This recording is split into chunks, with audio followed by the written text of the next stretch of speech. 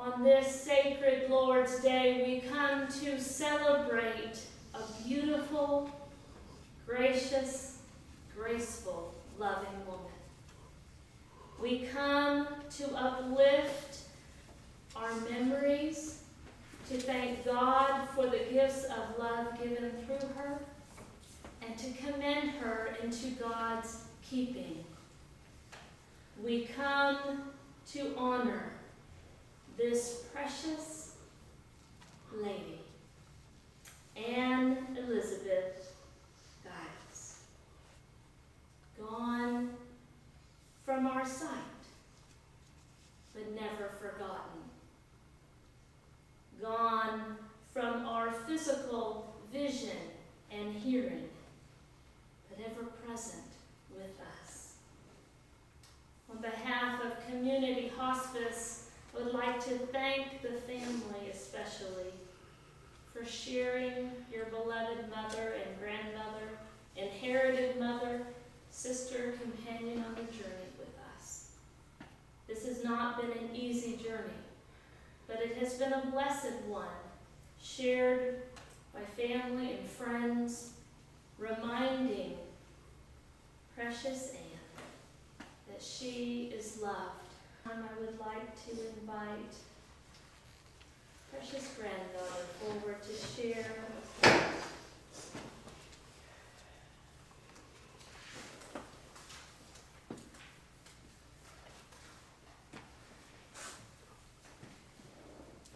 You didn't die just recently. You died some time ago, although your body stayed a while and didn't really know. For you had gotten Alzheimer's, you failed to comprehend. Your body went on living, but your mind had reached its end. So we've already said goodbye to the person that we knew, to the person that we truly loved, that person that was you. And so we meet again today to toast your body's end, for it was true and faithful until right at the end. And so when we remember, we'll think of all the best. We'll concentrate on earlier, remember all the best. For in the real scheme of things, your illness wasn't long compared to all the happiness you brought your whole life long. We think of you as yesterday, when you were fit and well, and when we're asked about you, it's those things that we'll tell. And so we meet in remembrance of a mind so fit and true.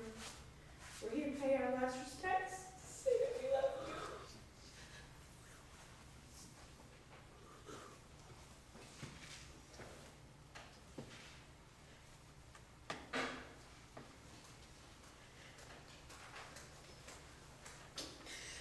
One of her favorite songs was Amazing Grace. Mr. Paul McClellan is going to bless us with his gift and ministry.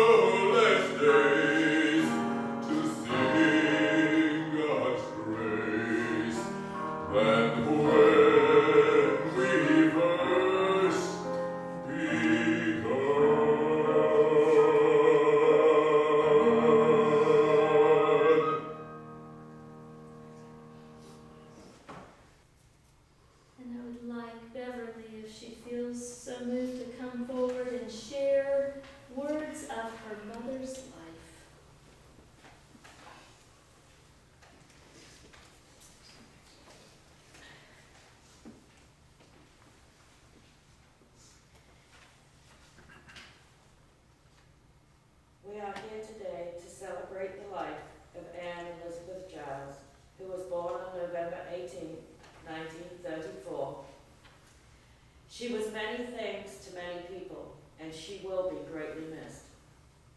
She was a loving daughter to Violet May and Alfred Thomas Groves, both of whom were waiting for her when she got to heaven. She was a terrific sister to her brother Nigel Thomas Groves and his wife Lynn. She was the best mother in the world to her son, Ian Nigel Giles, and to me. Her love for her granddaughter, Lynn Ann Davy, could not be described. They had a very special relationship. Lynn has always been and will always be my mother's pride and joy. She had 3 nieces, Carrie, Sheena, and Kimberly, and 1 nephew, Mark, all of whom, along with their spouses and children, she loved dearly. She also had another nephew, Darren, who was very special to her. Darren was also waiting for her when she left us. Larry and Janice could not have asked for a better mother-in-law. She spent her life dedicated to others, from family to friends to the Girl Scouts. She could not give enough. The Girl Scout troop was particularly special to her as she watched the girls grow from 1st and 2nd graders all the way to adulthood. She was so proud that her girls are all doing so well. Now some of them have families of their own and are teaching their children the things they learned from her. My mom did not always have an easy life. She grew up in England during World War II and all the rationing and hardship that entailed. Her brother Nigel was born 9 years later. At first, her nose was a little put out of joint at having to share her parents' love with another child. But that soon changed to love and gratitude for the gift of her brother. She was married at 21 and had 2 children almost immediately. She devoted her life to my brother and I. When times were hard, she always made sure that we were taken care of. We came first, and she came second. At the time, we were too young to understand the things she gave up for us. As adults, we can look back and understand how great her sacrifice really was. In 1974, we moved to the United States. In many ways, the move started the best years of her life. But in 1999, she lost her husband and her struggles began again. She was lonely and missed him greatly. In 2002, we lost her dad. And in 2004, we lost her mom. It was a lot of loss in her life in a short period of time. In 2002, my husband and I moved to St. Augustine from West Palm Beach, and Mom moved with us. She loved it here. She loved to knit. A lot of us, or our children and grandchildren, have worn those wonderful baby sets she made. She loved the theater, music, old movies with music, reading, and even the Jacksonville Jaguar games. But most of all, she loved being with us and doing whatever we were doing. It did not matter what we were doing, just that we were doing it together. Unfortunately, in 2005, we started to notice the signs of dementia, and from that point on, it was a struggle for her to make it from day to day. We began to look at choices for her care. Len and her husband Kevin were her angels. They planned and built a house that she could safely live in. They helped me take care of her and basically gave her 2 extra years of independence when we moved into her house in 2008, after she had been living with Larry and I for over a year. It was so important for her to be able to live on her own.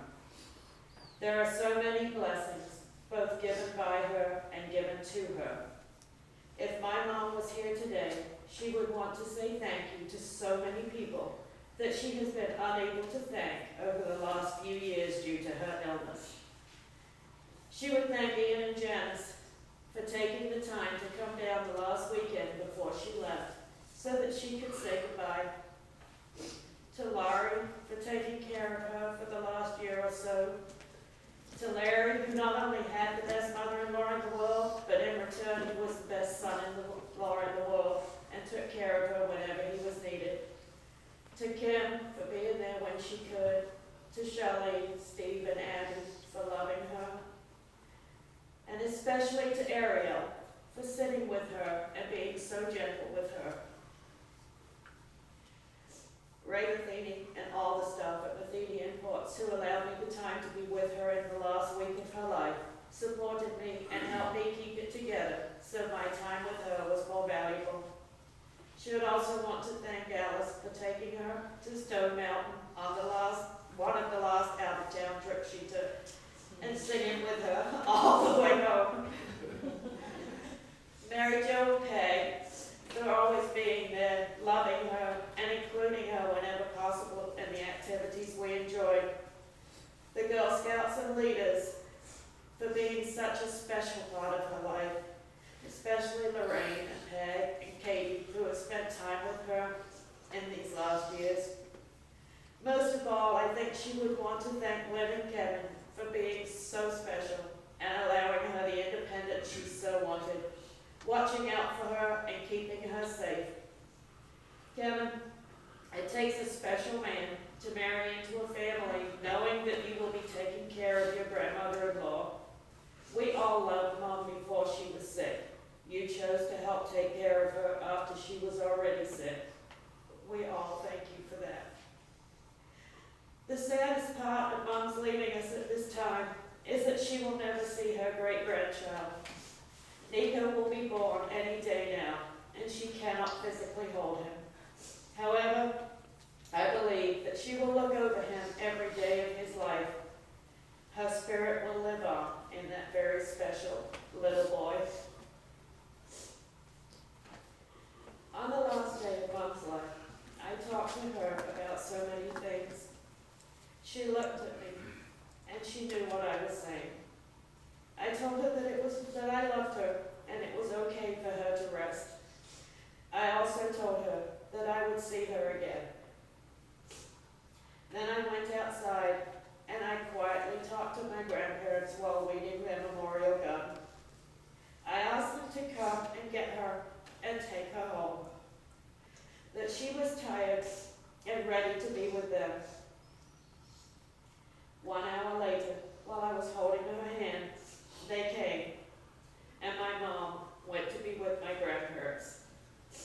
If she is at peace and waiting for us, she would not want us to be sad.